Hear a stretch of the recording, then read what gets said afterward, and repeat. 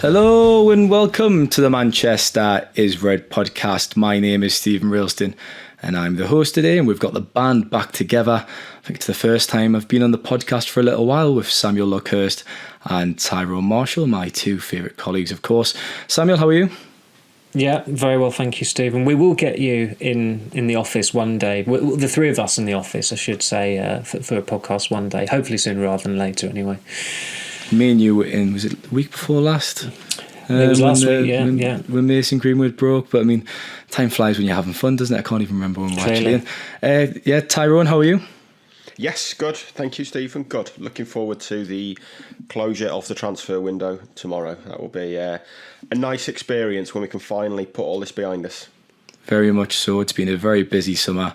And the transfer deadline is obviously tomorrow. We're recording on a Thursday afternoon around 1 p.m. for the reason that if we did record the podcast in the usual slot on Friday, it would probably sound a bit silly because it might go a bit outdated very quickly. So we're recording ahead of Friday, and there's plenty to discuss, obviously. Plenty of transfer talk, and we're going to look ahead to Arsenal, a big game at the Emirates on Sunday afternoon in the Premier League. But Samuel, we'll jump into the transfer business to begin with. That's at the top of the agenda. And the big story this week is Sofyan Amrabat. He's been linked to the club all summer. Now, finally, with around 48 hours to go, there's been some movement, hasn't there? So could you update on that deal and kind of expand on what's going on there? The latest of it tells its own story in that United have been sceptical, they've been unconvinced by Amrabat. Well, figures that United have been throughout the summer, and I think while we were on tour, we did a story on how they were open to signing him if they could get rid of a midfielder. At that point, Kobbie Mainoo hadn't even got injured. Then West Ham's interest in Scott McTominay emerged. Then Kobbie Mainoo did get injured, and the chance of McTominay going went from a straight line up to going back down again because United don't want to leave themselves short. This month, we're still talking in August, has been very, very slow from United with incomings out and outgoings. There hasn't been a single incoming. I don't think many of us were anticipating big business happening in the first 2/3 of the month. It turns out it's probably going to be, or possibly be, no business for the whole month apart from a goalkeeper coming in. And I suppose it's a case of when push comes to shove, they've decided to push for Amrabat, but you only have to look at the figures coming out of Italy about the loan fee that was being offered, and I mean, if you're a Fiorentina official, you must have laughed at it. It was something like, what was it, 800 grand paid into two instalments of 800,000 euros or something like that, and the possibility of ending the loan in January. That tells you that United are not completely sold on Sofyan Amrabat. I think it's safe to say that Erik ten Hag is, because Amrabat was born in the Netherlands. He played in the Eredivisie, and he played under Ten Hag in the Eredivisie as well. So he ticks on the bingo checklist. I think he ticks 3 out of the 5 blocks. He just has never played for Ajax or played for Ten Hag at Ajax. And having spoken to people on the tour and spoken to people at the club about Amrabat, it's clear that, you know, what we were being told, it wasn't false. There were people in senior positions who just don't think he's necessarily worth United's time and effort. And given how belated this approach is, this concrete approach is for him, that tallies with that. I mean, United can't be consistent on it, which again, it just leads you. From the outside, everyone is looking at it, whether it's a journalist or a supporter. They're looking at United at the moment. They sense muddled thinking going on, and there is muddled thinking going on. Last week, not even a week ago, the suggestion was that Amrabat, if he did leave Fiorentina, it would not be for United. Amongst ourselves, those of us who cover the club, we agree that was probably United downplaying expectations so they could over-deliver if Amrabat did come in. But the fact of the matter is, having spoken to relevant people at United, that they're not entirely sold on him. And it's a strange dichotomy because up until this point, they have probably blindly backed Ten Hag in the transfer market with his targets, and that hit rate over the last month or so has started to look a little bit iffy. I'm not going off Casemiro and Martinez's performances, because I think you can have little blips, and they've had slow starts to the season. But Mount was a dubious signing. Malacia was a dubious signing. He came back for pre-season injured. Anthony certainly was. The loanees, hardly any of them. I mean, none of them were an outright success. Sabitzer was decent. Weghorst certainly wasn't. Onana, I think everybody would agree, that's been a good deal. So is Christian Eriksen. Højlund, I'm sure we'll get onto that later on. It's just a really, really weird situation, and it's becoming, with every week, there's a little bit more unfairness piled onto the poor lad's shoulders. And so they're not necessarily, Ten Hag's hit rate at this current time, it's not a compelling case for United to say, yeah, we will back you with another signing. And let's face it, they have spent £406 million under Ten Hag as well so far.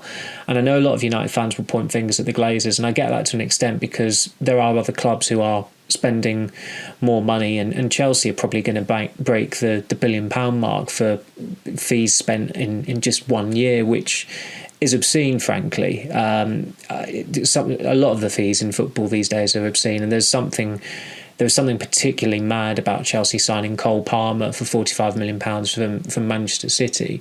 I would imagine that UEFA and the Premier League would want to have quite a close look at the books when the contracts are exchanged between those two clubs. But with Amrabat, you can't keep on continuing, whether he comes in or not. You can't keep on continuing to sign players just for the manager, and that is what United are doing. And it's worked to an extent, but it's not been a complete success. At the moment, you probably look at it and say it's maybe 60-40. And United have to be mindful of how quickly things can spiral as well. Because if there's a club where it will suddenly spiral, it's Man United. Recent history tells you that, with mid-season managerial changes. It happened in 2018. It happened in 2021 as well. Again, I'm not suggesting for a second that Ten Hag is in any remote danger. He isn't. But I just think it's a pretty blind strategy in the transfer market where you're just signing players because the manager knows this player from Holland. He managed this player in Holland. Sometimes it's just too predictable. And even with Højlund, he doesn't tick any of the bingo checklists, but he is represented by a rather eccentric Dutch agent, Kees Vos, who also represents Ten Hag. So even there's some kind of affiliation with this Dutch criteria that Ten Hag seems to insist on.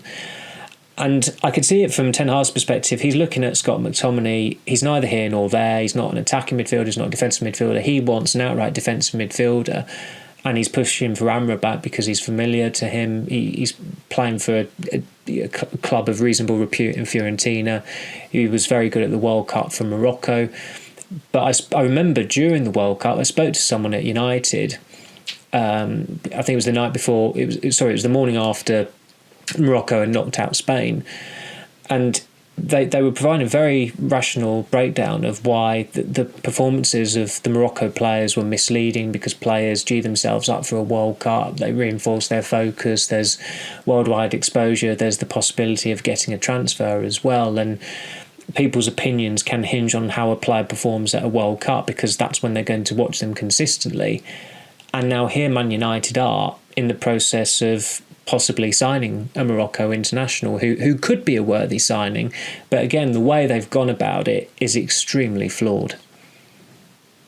There's a running joke, isn't there, that Ten Hag's only signing players that he's worked with before. And if you see a name suggested, if you just do a quick Google search, and there's often a photo of them. And there's, of course, a photo of Amrabat alongside a young-looking Ten Hag at Utrecht during their time in the Netherlands. And I think Amrabat had hair then, actually. Ten Hag didn't mind, I must add. Unfortunately for Ten Hag, he didn't, yeah. Tyrone, anyways, you have hair. And Marc Cucurella has a lot of hair. He's got even more hair, doesn't he? More than me, yeah. He does. And he's not a player who's worked with Ten Hag before. It certainly was. Ty, I'll hold my hands up. When I first saw the interest in Cucurella, I thought to myself, I probably turned my nose up a little bit.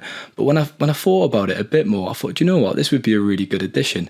I mean, it was only just last year He was signed for £60 million. He's the joint most expensive fullback in the Premier League. I'm not saying he's going to be outstanding. I'm not saying he's going to be better than Luke Shaw. But considering the circumstances, Malacia's injured, Shaw's injured, he can provide cover, can't he? He's definitely capable of that because he was really good for Brighton under Graham Potter. And obviously, he struggled last season, but he certainly wasn't the only player in that Chelsea dressing room guilty of that. So where we're standing on this deal at the moment, heading into deadline day? I mean, I think if they get it done, and the expectations are that they will get it done. It was on Thursday, Tuesday. They approached Chelsea with an offer and have been talking since then. And I think there's more and more transfers and loans happening between big six clubs. Part on the transfer front, partly because no one else can actually afford their players, but I think clubs are being realistic about it as well. And Cucurella is Chelsea's third choice left back, really. Ian Matson's got on ahead of him in 2 games this season. He was on loan at Burnley last year, so. There is, you've got a player there on significant wages who's not getting a kick, so it makes sense for Chelsea to let him go. For United, I think he's the best they could have got in terms of a left back as cover.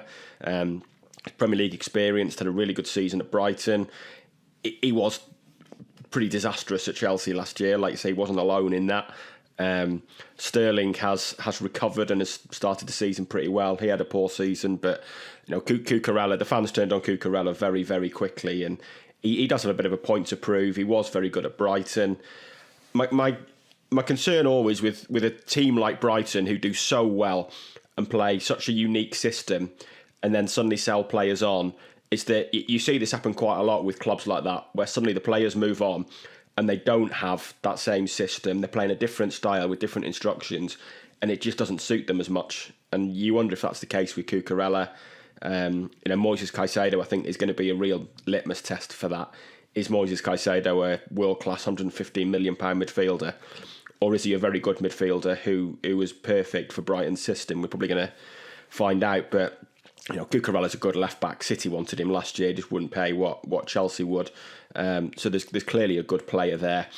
And in the final week of a transfer window, when they're desperate for a loanee left-back, he's probably as good as you're going to get. Sergio Reguilon was mentioned. I think he's not looked good at Tottenham. He can't defend.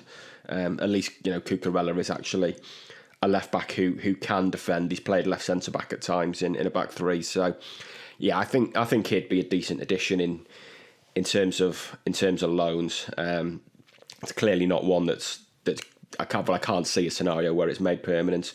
But for United, that is probably the best option that they could have got, and telling that he's gone for Cucurella rather than Nicolas Tagliafico, veering away from the bingo card there. I think when Shaw got injured, a few of us were joking who was Ajax's left back under Ten Hag, and I actually thought Tagliafico had gone back to Ajax because they did try, and they only sold him last summer. And they tried to sign him back a few weeks ago, but for some reason it hasn't gone off, so he is still at Lyon. But yeah, it looks like Ten Hag's going to resist the chance to link up with a familiar name. I don't think a loan would necessarily have been possible there because he's been playing for Lyon this season. So yeah, I think Cucurella is the one that ticks the most boxes in terms of an emergency left-back signing. Funnily enough, Tagliafico was standing on the pitch talking to Martinez, Anthony and Ten Hag before the Lyon friendly at Murrayfield. In Edinburgh, wasn't it? Yeah. Yeah, so I was thinking, watch by the end of the window, I'll bet the links for them, and here we go. There you go, straight away. I think what's interesting about Cucurella is he could play really as an inverted fullback. He was really good doing that for Brighton, and I think that's where he was seeing the best effect. And I know Ten Hag likes his fullbacks to come inside now, and we saw that from Wan-Bissaka and from Shaw as well on the other side. So it'll be interesting to see if he could come into midfield and kind of help build up player anyways, because I think that's one of his strengths anyways. Samuel, before we moved on to the goalkeeper situation, just to wrap up this part, if Amrabat and Cucurella are signed and those deals do get pulled across the line, where does that leave the squad in terms of depth, in terms of quality, and how does that affect the season? The squad depth would be better than it was at the start of the summer because you have got, Cucurella in terms of ability and his performance level in the Premier League overall, despite an aberration last year, he is a better left back than Malacia on his day. Whether he would be for United over the course of this season, should he sign, that remains to be seen. Amrabat would balance out the midfield. It would give them more options there. It would certainly add a bit of much needed skill and expertise there. I think the last 5 Premier League games, or the last 5 domestic games that McTominay has started, they have all been when Casemiro has been suspended, which is telling. I mean, that is a pretty big... if McTominay didn't know it, that is a pretty big hint that the manager doesn't really fancy you or your numbers up. And it seemed like on the tour that the beginning of the end had started for McTominay, and it's just a case of at what point the end comes. But as an overall squad, it's still not where it should be. And I'd say that's more down to the outfield, the key outfield signings that they've made. Mount is not an out-and-out midfielder, and has gone to United in a summer where these up-and-coming or these very impressive athletic midfielders have moved clubs. And you've looked at the profile of the players and the quality of these players, and you've wondered why aren't United in for them, especially when they're going to need to be in for one next year as well. I don't think Amrabat as stepping up for Casemiro next year would necessarily cut it. I mean, if that's the succession plan, I find that quite dubious. And with Rasmus Højlund, he's still not got a squad number, which I find bizarre. I mean, if they, fair play if they sell Anthony Martial or get rid of Anthony Martial before the window closes, then he can have the number 9. But that would be pretty remarkable, going off United's recent record of outgoings. I mean, Højlund it didn't look like he was in training in the imagery and the footage that was released on Tuesday, and this was a week that he was supposed to be participating in team training sessions every day. Even if they'd gone the whole hog of trying to get Harry Kane in and had to wait until the very last minute on deadline day to sign him, he would still have been available to start a Manchester United game before Rasmus Højlund.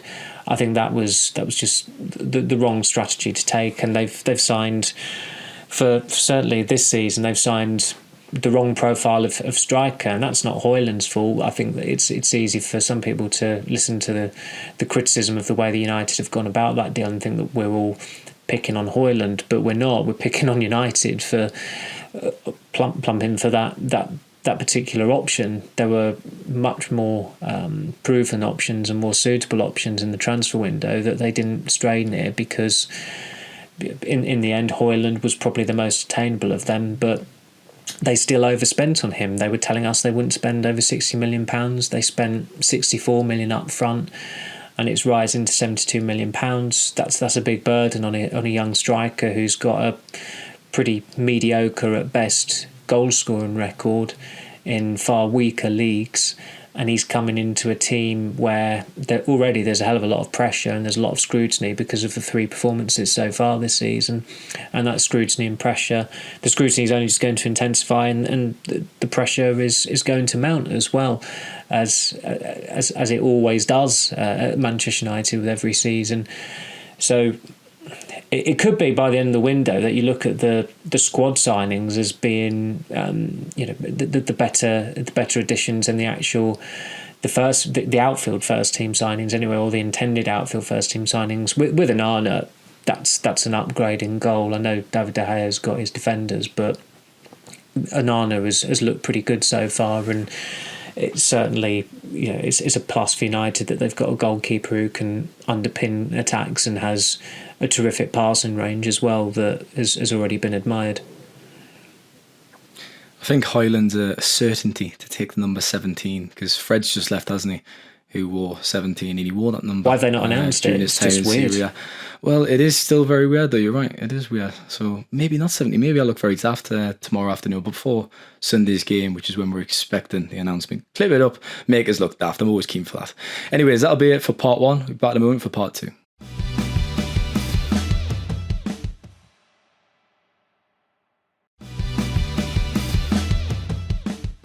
Welcome back to part 2 of the Manchester is Red podcast. In Tyrone, I'm going to butcher this pronunciation, but I'm going to go ahead of it anyways. Altay Bigindia from Fenerbahce.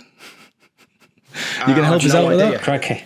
I would. Altai Go on, Samuel. Bayandir, maybe? I guess, Altai but, Bayandir? yeah. Would it I be? mean, I've I no can't say idea. Samuel's was much better than Alti. mine, but I'll let the listeners. Yeah, Alti was. I'm going off. I'm going off Alti. two. He's a good You've lad. got to remember two guy. Two guy was Tugay. So I think that's given that he was also Turkish. You've fair probably enough, got to fair pronounce enough. the I that Fair way. enough. Yeah, Altai.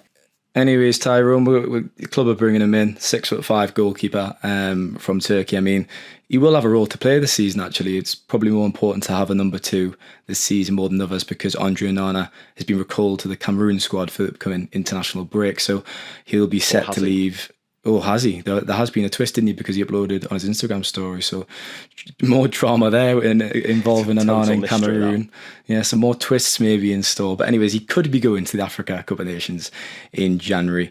And Dean Henderson's obviously going the other way. He's had his medical at Crystal Palace. All we need is the announcement for that, the official announcement, but that's all done. It always felt like this somehow was going to be the end of Henderson, wasn't it? As far as his career at Manchester United was concerned. I mean, he had that brief opportunity under Solskjaer to kind of replace David De Gea.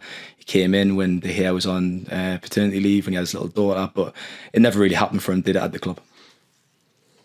No, it didn't really. No, he had chances. I think he was incredibly unfortunate as well. You know, we've been over it before about the 2021-2 season when he was, penciled into starters as first choice and got COVID, and it gave De Gea a second chance, and De Gea was very good that season. So, there's certainly some misfortune there for Henderson. It would have been fascinating to see him. If he'd not got COVID that year and De Gea had left on loan, say, it would have been fascinating to see how Henderson would have got on without that pressure of a bond fight for first choice. But he's 26 now. He can't have another season of being a number 2. He's incredibly ambitious, not just in terms of first team level, but of playing for England as well. And he had to go and play somewhere. Crystal Palace is a decent move. I think he's clearly a cut above Sam Johnston. I think Johnston's a very good number 2 for someone like Palace, but I'm not sure over a 38-game Premier League season you'd trust him particularly. I don't think he was great last time West Brom got relegated, conceded an awful lot of goals. I think Henderson's a level above there, so I think that's a decent signing for them. And like you say, it had to happen really. He's even having a £20 million goalkeeper on the bench. I mean, you arguably just don't need it. I can't say I've ever seen old Alti play a game, but he's played an awful lot for Fenerbahce. He's played for Turkey. I'm sure he's pretty reliable as a second choice keeper. He will get games this year, even if it's in the cups. There's 3 more international breaks before the African Cup of Nations, so I'm sure there'll be a few more arguments between Onana and Rigobert Song before then, and a few more twists in that tail in the tail there. And you always need cover. Onana could get injured. He could very easily get sent off the way United defend corners this season. He's going to be called into action outside his area an awful lot, and that always brings a risk for a goalkeeper. So you want a good number 2. I think you've got a very good number 3 with Tom Heaton there as well, depending on who is 2 and 3. Obviously Heaton injured at the moment, but I thought he looked pretty good in pre-season and certainly adapted to what Ten Hag wanted and what Onana was doing pretty well. So I think it's a decent goalkeeping situation, and the fact they've made, they've made more than that, 24 million pound profit on keepers this year, maybe, if they bring Bayendir in and Kovar and Henderson gone. So plus the wages you've saved with De Gea. So, across the calendar year, they're probably well in advance of £30 million saved, maybe more with Henderson's wages, £35 million saved in that department. And it probably looks stronger than it did certainly last year when Henderson was out on loan. So, I think that's one area that they can be pretty happy with their work this summer. Samuel, I feel like Dean Henderson is a bit like Marmite. You never love him or you hate him, and I've always quite liked his personality. Anyways, away from the pitch, I know it can be perceived as sometimes arrogant, and his comments definitely do come across like that occasionally. But I do like his confidence. I want my goalkeeper to be that confident. I think it's really key and crucial in that position. And I think if circumstances had been different, is it a stupid statement to say he could have been Manchester United's number 1 for a decade? But it just felt like, circumstance was always against him, really. That's what I felt like. And I try to convey that in a piece, really reflecting on his exit yesterday. I saw that, yeah. I read it. It was a very, very good piece. I think with Henderson, at the risk of being contrary, I neither love nor hate Marmite. I don't mind it, but and it's probably the same with Dean Henderson as well. I wouldn't say I either love or hate him, but certainly if he's on your team, and you're a supporter of the club he's playing for, you are going to love him. And I think as a video that was filmed in the Cop at Ellen Road suggested, that there were certainly fan bases out there who it's not even hatred for him. He got real dog's abuse one day playing there for Sheffield United. But it's a shame in a way, because United had a clear succession plan there that they did botch. There was some misfortune with the bout of COVID that he got going into the season, but a stronger manager would have still said when he was fit again that he's coming in, he's my number one. I told him that's the plan, that's the long-term thinking, that's what we want to do. But you were never going to get that with Solskjaer. And Dean Henderson wasn't the only player that Solskjaer irritated with his mismanagement of them. And really, when it came to this summer, I suppose the irony is that the year that De Gea actually leaves United, that's when Henderson goes as well. And it's strange symmetry, because the pair of them joined the club in the same year as well. When Henderson was 14, he joined the academy in 2011. That was the year, of course, that De Gea signed for United from Atletico Madrid, and just by coincidence, they're also leaving the club in the same year as well. That the season that he had, I think he played 26 games in the 2020-21 season, and he was very briefly the number one Premier League goalkeeper. This was how indecisive Solskjaer was over the whole thing. And I think towards the running at the end of that season, Solskjaer actually adjusted the pattern of rotation with the two goalkeepers so that Henderson were playing. Then when it was Europa League final, it was David De Gea coming in. And I think Henderson, his parents, his relatives didn't even bother going out to the final in Gdansk because they knew he wasn't going to play. He felt he should have been playing. And certainly that night, with the way the penalty shootout went, it did seem like it was probably a good time to call time on De Gea's United career, but it didn't work out that way. Henderson's running the team. It wasn't free of mistakes. There were some pretty glaring errors, but I think sometimes you can just put that down to over-eagerness, and there were certain aspects of his game that he was trying to prove a point, whether it was, he came off his line a ridiculous distance and got beaten by Chris Wood for a Burnley goal that was disallowed. But what a player, what he was what a thinking player in his Chris head, Wood is. I know. What he was thinking in his mind was that De Gea doesn't come off his line. I need to come off my line and show I'm a really proactive goalkeeper. And sometimes it was better for him to keep his powder dry. And then on the one time he didn't come off his line when Mohamed Salah was bearing down on him, it just left a massive gap for Salah to hit that trademark side-footed finish into the corner. But I think a few months before that, same end, FA Cup game, Salah dinked Henderson. So you could see there was an element of inexperience about him, even though he'd already had a lot of experience as a keeper. He was gaining experience and learning on the job as a Man United goalie. And it's a rite of passage for every United keeper that they do make mistakes. Schmeichel did, De Gea did, everyone in between Schmeichel and Van der Sar. And Van der Sar didn't have an unblemished start as well. He was part of that horror show up at Middlesbrough in 2005, which eventually led to Roy Keane's untimely sacking about a month later. But in the end, they'd kicked the can long enough down the road, and they had to sell him at one point or another. And I suppose although United will trumpet it as a success for net spend, and I think Ty's done the communications department's job for them with how much they'll be saving this year on goalkeepers, but they could have sold him for a larger fee at some point down the line in the past. And it sounds like it's going to be 20 million plus add-ons, but there was certainly a time where he was at the very minimum a £40 million keeper. Henderson's positioning for that or Salah goal you talked about, Samuel, it kind of reminds me of myself when it's my turn to go in goal at five-a-side, because I realised the other night I'm terrible when I have to go in. I've got crisp packet hands, I think. The ball just goes through. Tyrone isn't. Well, that's what I was coming on. But Tyrone Marshall, I've heard. I mean, I'm yet to see you, Ty, in person in goal. I've saw you play outfield, but I've not saw you play in goal. So maybe it's a myth. Maybe it's a lie. Anyways, in terms of more exits, Ty, Ted and Menzies obviously going to Luton ahead of deadline day. Charlie McNeil going to Stevenage on loan. We've had quite a few departures actually this summer, which was good to see, especially at the start of the window. And Ten Hag's been very ruthless with younger players. We've saw a few moved on. Zidane Iqbal, Charlie Savage, of course, and Emirhan, who's just went to Holland as well.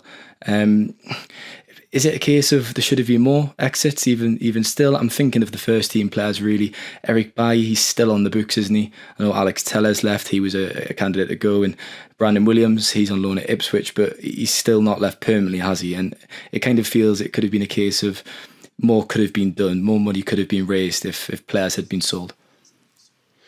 Yeah, definitely. And I think that's part of the reason why we're seeing a loan offer for Amrabat as well. I mean, United said at the start of the window they were looking at 120 million net spend. If the deal for the two keepers get completed, then it'll pretty much be exactly £120 million net spend. So the reality is they haven't got the budget to sign Amrabat when they probably thought they would have on a permanent deal. There hasn't been enough departures. With Henderson going, it'll take it to about 60 million. Four of the other big six clubs have made more than that through sales this season when they didn't need to. Only Liverpool have made less, and that's very marginal with the money from Saudi Arabia for Fabinho and Henderson. I mean, one more Liverpool sale could tip it over. So, United were in a position this year where they needed to raise maybe £100 million from sales. It's going to be 60. It's going to be less than Tottenham, less than Chelsea, less than Arsenal, less than Man City. In an era of pretty strict FFP rules, when United are so worried about it, it's not enough, really. There should be more. They've kept McTominay and Maguire when they probably expected to sell at least one.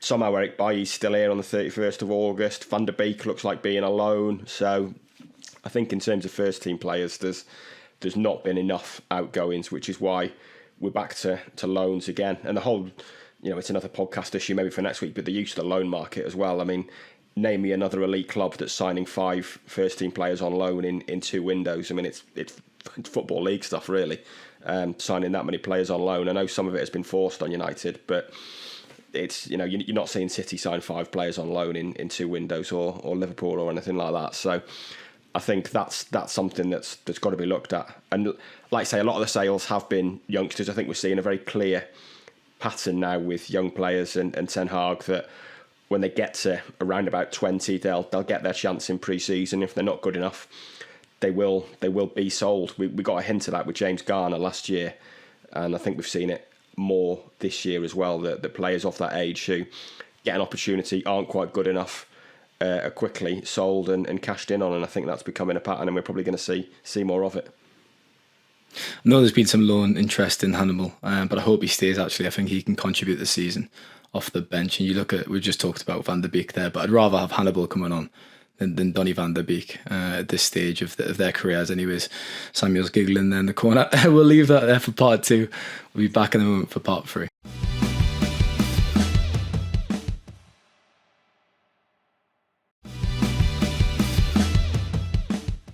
Samuel, just for the start of part 3, I wanted to give you both the opportunity to kind of assess the transfer window. I mean, I know we've just dissected it there really over half an hour, but if you had to be really brief, Samuel, and really quick, because you're growing in there, but your hands over your knees, what would you make of this window, this summer window? Have I just answered that? A general assessment, Samuel. Sound like Ten Hag there in a press conference. I've answered that question already. It was. As I said wasn't to your it? colleague, I'm starting to empathise with Eric now. Even I'm getting to the end of my tether at the end of the transfer window. I would, if you want a rating on it, I'd probably give it. I mean, they've still not done all their business, so it's still. Let's say Amrabat and Cucurella signing. That's the way I'm thinking. I mean, I know I've got a bad feeling one of those might fall. I think as I told you earlier, I think I've already answered this, but I'd say short with the first with strengthening the first team, because not got an out and out midfielder in, not got a striker who's a proven goal scorer. The squad depth might be all right, but God knows what they're doing in training, because the players are dropping like flies. So it might not be as the squad depth might not be as strong as that anyway, because they've got quite a lot of injuries to contend with already. We've got Arsenal to come, the preview, but I mean, I need this podcast to be longer because we need every bit of ad revenue we can get to pay my wages. So, Tyrone, what grade would you give the transfer window if I had to put a gun to your head? Because that's what it seems like at the moment. If they sign Cucurella and Amrabat, there's still a lot of ifs and buts. 6.5, 7 maybe. It's even if you ask me at 11:05 p.m. tomorrow night, it's going to be hard to judge because we've not seen Højlund kick a ball yet. We've seen Mason Mount play 2 games. They've been underwhelming, but I think there's you could, if you wanted to, you could make a case for why they've been underwhelming. Like Samuel says, he's not played central midfield on a regular basis that often recently. He's coming from. I think there's a lot of similarities actually to push it to Arsenal with Kai Havertz in terms of coming for a club where their own confidence was shot last year and having to settle into a new regular position. And I think Havertz has underwhelmed a bit at Arsenal as well. So I think there's probably similarities there. Like we say, Cucurella and Amrabat have still got to happen to that to happen, and there's probably not been enough sales. But on paper, you'd say 6.5, 7. Potential for it to improve if Mount does find form and Højlund hits the ground running. But if you ask me in January and Højlund scored twice and Mount's still not playing very well, it's probably a 4. So hard to say at the moment, Stephen. Hope that fills a couple of minutes for you and another fiver in your pocket. It's because your cooperation is why you're my favourite, Tyrone. Thank you very much for that answer. The other thing about the two outfield incomings is that Mount played 13 times for Chelsea this year because he had an injury and he required surgery. He's gone to United. He's already injured. Højlund, United decided to sign despite this stress fracture of the back, and they said he was out for a few weeks. That was already nearly 4 weeks ago, I think. And United, we've discovered, I think, in the first weeks of the season that United's definition of weeks or a few weeks is very different to everyone else's definition. But if you look at the two columns now, we're on 31st of August, the window closes in just over 30 hours time or whatever. You look at United's rivals: Højlund, Mount, Onana, Johnny Evans. Out: Elanga, Fred, Kovar, Telles, Iqbal, Williams, Jones, Tuanzebe, De Gea. I think that's pretty poor by and large in terms of the personnel they've got rid of, in terms of the incomings. I think that is falling short of where they need to be at if they have aspirations to be to have a better season than last season, which has to be the minimum objective. And this, I thought they made a really good start. They did, yeah. A month ago, I thought they looked well prepared. They had their key signings on board. Unfortunately for them, the momentum shift came with the announcement of the Højlund signing. We're delighted to announce Rasmus Højlund, but he's got an injury and he's not playing for a few weeks. And it's been more than a few weeks, no matter what United say. And things have not improved too much in terms of the recruitment, and as far as the performances go, there's not been a single convincing performance. I think our editor said, like, in terms of engagement on the website and what fans want to read about, there's not been a big uplift from the Forest game because they looked at that win and thought United weren't convincing enough. So there's not a lot to weirdly there's not a lot to sing about, even though from you look at it, the face of it doesn't look too bad. But I think there are things bubbling under the surface which should make United fans feel uneasy, and some United fans do feel uneasy about it, speaking to them. It's been a bit of a mess this end of the window, and it might be my fault, to be fair, because after that impressive start where, like you say, Samuel, they signed the main targets and they seem to be clearing the deadwood, which they usually struggle with. I wrote a piece with the headline, "Manchester United are acting like a serious club again." They've made me look a bit stupid towards the end of the transfer window, I think, so maybe lesson learned there. Right, Arsenal chat, as Samuel would be delighted to talk about. Tyrone, Sunday, the Emirates, big game. We've talked about their away form a lot on this podcast. They obviously were defeated at Tottenham. That was a really poor performance. And as Samuel said, beat Nottingham Forest, yes, but again, very unconvincing. And I feel like they've just been getting away with it, obviously, against those poorer sides. And that's just not going to cut it this weekend. Arsenal are a proper team with title aspirations. They've just signed Declan Rice. I think it's fair to say they dominated United at the Emirates last season. I know the scoreline was 3-2, but it was very flattering, wasn't it? So what are your expectations for the game? I'd say Arsenal haven't played like a proper team this season. I think they've been pretty average as well. I think they've been little better than United. Their wins have been scrappy against pretty average teams. They've drawn at home with Fulham. The whole Thomas Partey right back to midfield, moving the defence around, just isn't working. Saka's easy to mark because there's no right back offering him any support now. I think what Arteta's done has made them a worse team rather than a better team. Perhaps they'll fix it this weekend and have Zinchenko back in the side at left back and a bit more of what we saw last season with Zinchenko moving in rather than Partey and play a proper right back. But I've not seen anything to fear Arsenal at the moment. United certainly have to improve, and like we say, that away record is disastrous. The Tottenham game felt like a good opportunity to kind of get that out of your system straight away, and the way they played for half an hour you thought it would be, but they kind of collapsed mentally and physically there. You certainly need to see more from United. They have been too open this season. The balance to that is that in the what are we in 3 games? The 3 games they've played so far this season, they've created more than they did in any 3-game run last season. I would suggest. They're not taking their chances because we've talked about this for a year now. We know why they're not taking the chances because they haven't got a consistent striker and Rashford's not been firing yet, and they relied on the midfield to get the goals against Forest. But the chances are there for them. They're creating. The Tottenham game, they created more chances than they did in most Big Six away games last year. And I think as open as they've looked, it's probably one where they've looked open because they are more attacking. And I think Arsenal is going to be. It's a fairly obvious thing to say that Arsenal decides the mood going into the international break in the start. And if they look open and they lose, and they're poor away from home again, then it's obviously going to be very negative. But I also think it's plausible that they go there, they play like they did in the first half an hour at Tottenham, they create chances and they take some and score 2 or 3 goals and win the game because they have looked better going forward this year. Look better going forward, look worse defensively. There's clearly a balance to be found that's probably not quite there at the moment. The setup from corners, like I've said, is asking for trouble. I'm still not convinced about Casemiro in this midfield setup in terms of pushing him so far up the pitch. He's leaving him exposed. He doesn't look like he's up to speed yet.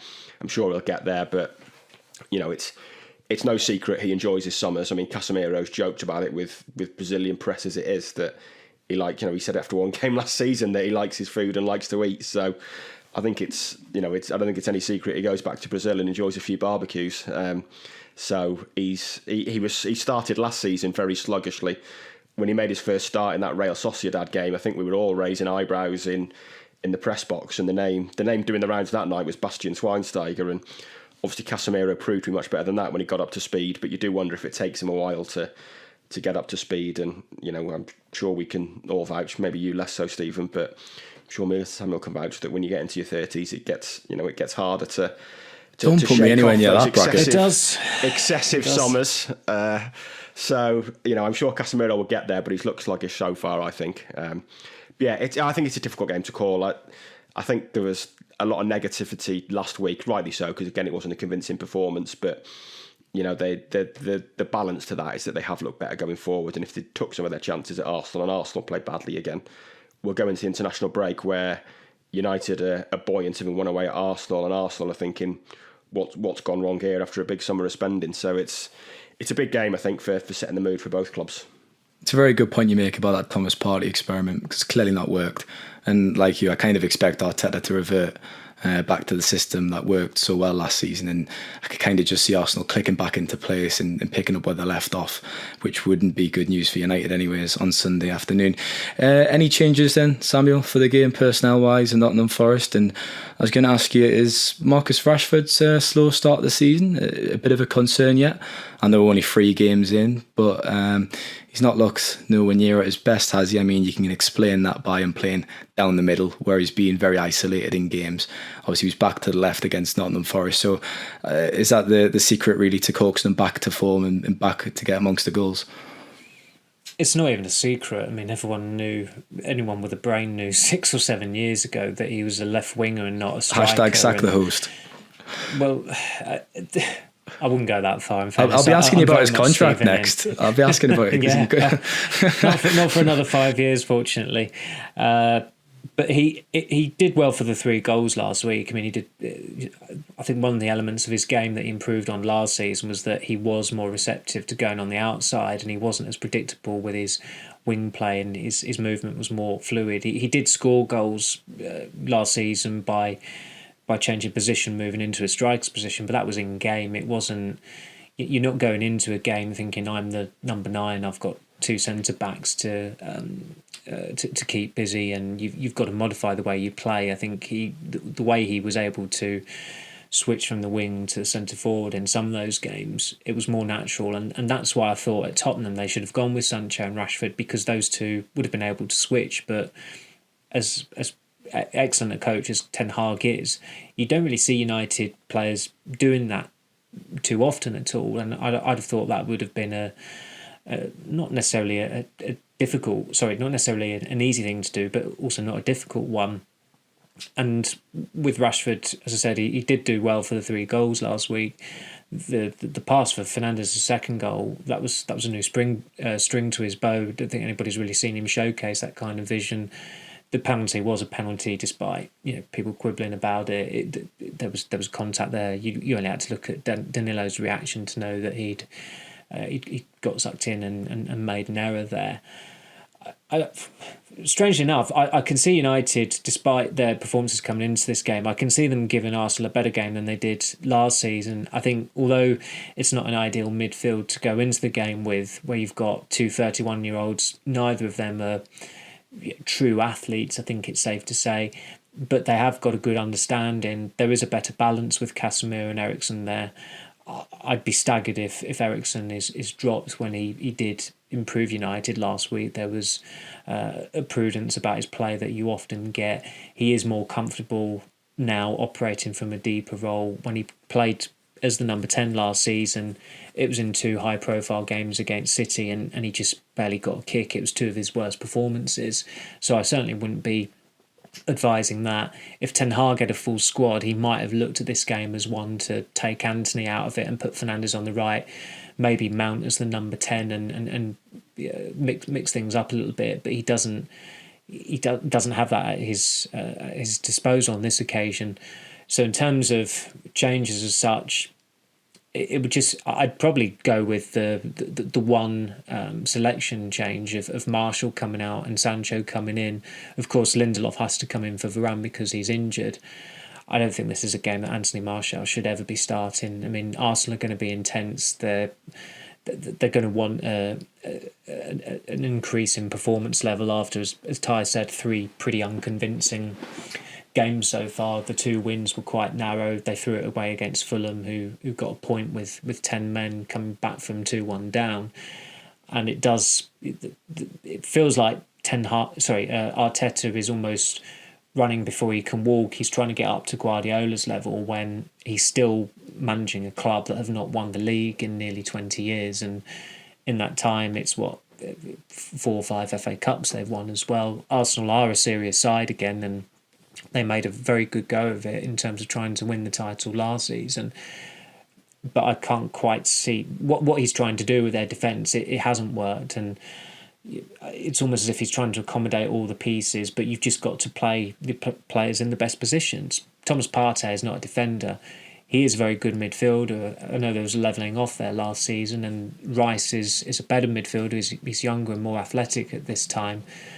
But he's got Havertz in there as well, and it's almost as if there are too many cooks that he's got going forward, but he's still trying to accommodate all of them because he's of the mindset, well, Pep Guardiola would do that, but there's a reason why Guardiola is such a unique coach and is stands out on his own because he's the best coach in the world, and Arteta isn't at that level yet. So you certainly can see Zinchenko coming in.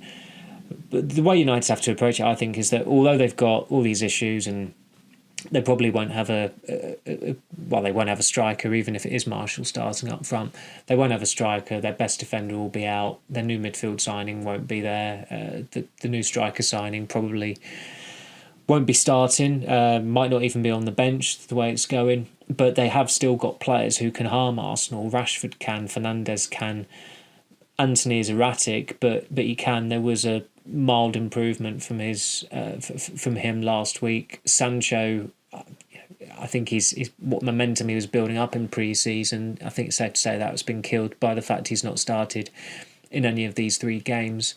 But maybe on his day he can produce and have a good performance. Arsenal are certainly the favourites, but I don't know. I've just got a strange feeling that maybe United will actually surprise people in terms of how they play, but not necessarily get the result that is going to surprise people. I mean, if they got a win, it would be pretty staggering. I think Anthony just enjoys playing Nottingham Forest, really. I remember at the City ground last season, it was probably one of his best games, if I remember correctly. League, yeah. I was just checking the kickoff times there as you were talking, Samuel. Obviously, United are the 4:30 kickoff on Sunday afternoon, and Crystal Palace Wolves before that has been chosen for TV selection on Sky Sports over Liverpool Aston Villa. It's a bizarre choice by Sky, isn't it?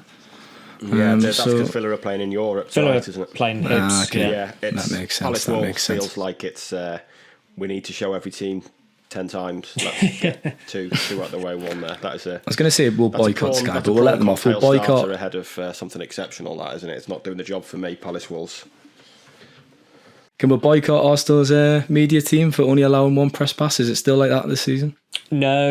It's changed. Oh, There's is been it a shift 2? this season? Okay, well, there you go. I can't boycott Richard anyone. Fay has got the green light. So has he? Yeah. He was still pending this morning when I looked.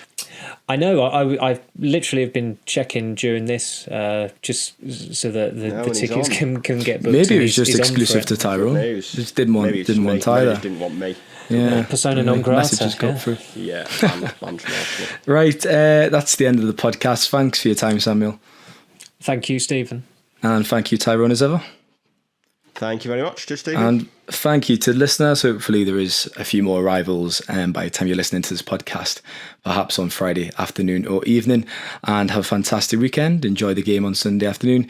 Check across all the audio platforms, Spotify, Apple, etc.